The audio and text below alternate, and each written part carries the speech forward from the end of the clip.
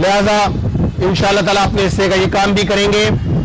और जमात इस्लामी जिस तरह 9 टाउन जमात इस्लामी के शहर में खिदमत का फरीज़ा अंजाम दे रहे हैं, इस सब के बावजूद कि आज हम देखते हैं कि एक जानिब जब हम हुक्मरानों के बयान पढ़ते हैं तो पता ये चलता है कि बयानात इस बात का सबूत हैं कि कल वज़ीर दाखिला साहब ने ये बात की, मोहसिन नकवी साहब ने, कि मौजूदा सिस्टम, जिस सिस्टम में हम रह रहे हैं वो सिस्टम तबाह हो गया है। वज़ीर दाखिला साहब, ये सिस्टम तो पहले ही तबाह था कि जब शहर कराची के मैंडेट पे डाका डाला गया, जब शहर कराची की आपने डिलिमिटेशन के नाम पर, आपके मंजूर नज़र लोगों ने डिलिमिटेशन के नाम पर पहले मरहले पे, उसके बाद धांधली करके और उसके बाद शहर की मेयरशिप पे कब्जा करा, तो सिस्टम तो उस वक्त भी तबाह था।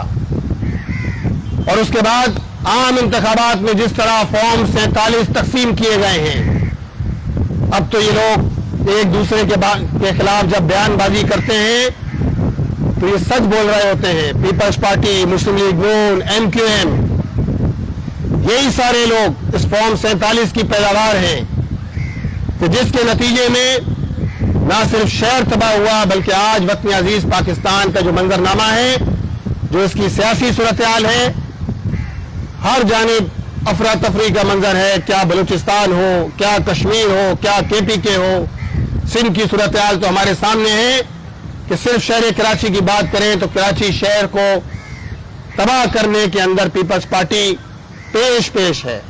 और पीपल्स पार्टी इस वक्त करप्शन और तबाही का अगर कोई नाम है तो वो पीपल्स पार्टी है।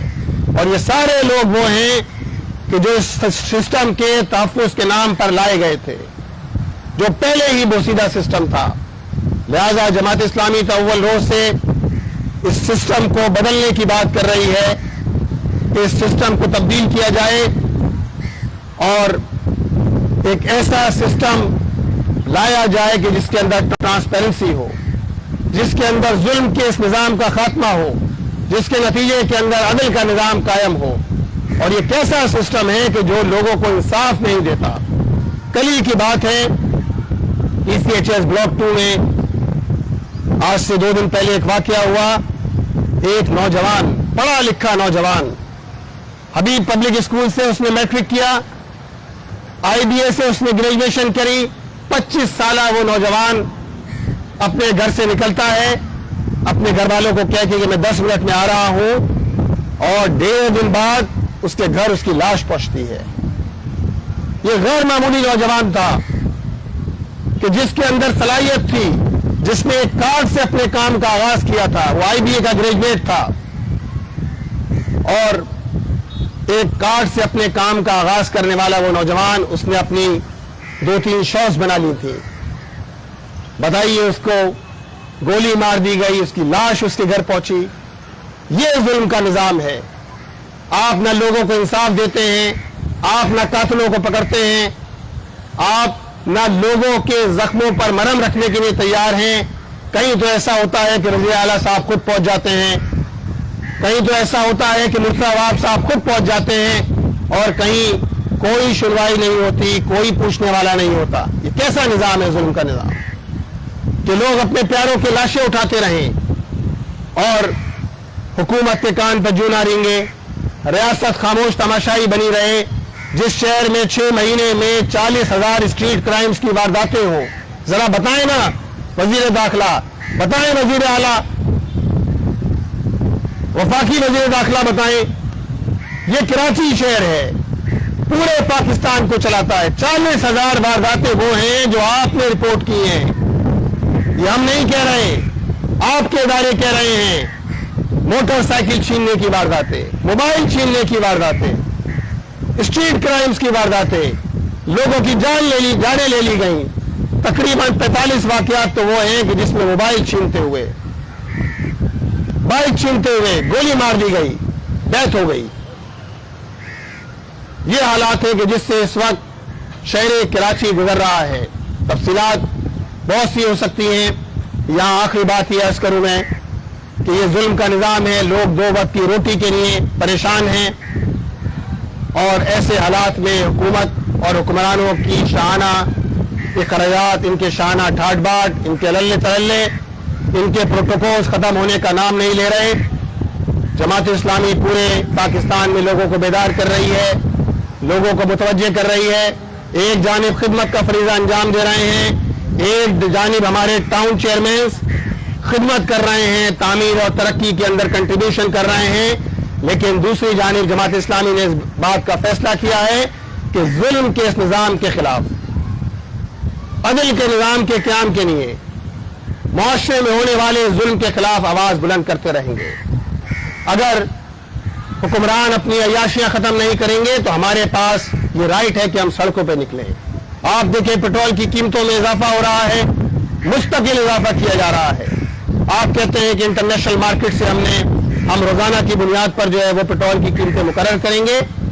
جب انٹرنیشنل مارکیٹ میں پٹرول کی قیمتیں کم ہوتی ہیں، اس کا فائدہ عام عوام کو نہیں ملتا۔ پٹرول کی قیمتیں کم ہوتی ہیں، آپ 35 پیسے اور 75 پیسے آپ کم کرتے ہیں، لیکن جب کم قیمتیں بڑھتی ہیں تو آپ 25 روپے اور 10 روپے اور 15 روپے بڑھاتے ہیں۔ یہ کیسا نظام ہے کہ جس میں آپ لیوی کے نام پر لوگوں کی جیبوں پہ ڈاکہ ڈال رہے ہیں، بھتہ وصول کر رہے ہیں۔ یہ بھتہ لیوی کے نام پہ جو آپ وصول کر رہے ہیں، یہ کسی طور پاکستان کے عوام کو قبول نہیں ہے۔ انشاءاللہ 3 اگست کو شہر کراچی میں خواتین کا ایک عظیم الشان احتجاجی مارچ منعقد ہو رہا ہے شارع قائدین پہ۔ پورے کراچی سے بڑی تعداد میں انشاءاللہ تعالی خواتین بہنیں اس مارچ کے اندر شریک ہوں گی۔ حافظ نعیم الرحمان صاحب اس مارچ کی قیادت کریں گے، اور 7 اگست کو انشاءاللہ تعالی پورے کراچی میں پورے کراچی کی سڑکیں بند ہوں گی، پورے کراچی سے لوگ جمع ہوں گے مزار قائد پر، اپنا احتجاج ریکارڈ کرائیں گے، اور انشاءاللہ تعالی ان ظالم حکمرانوں کو گھٹنے ٹیکنے پر مجبور کریں گے۔ بہت بہت شکریہ۔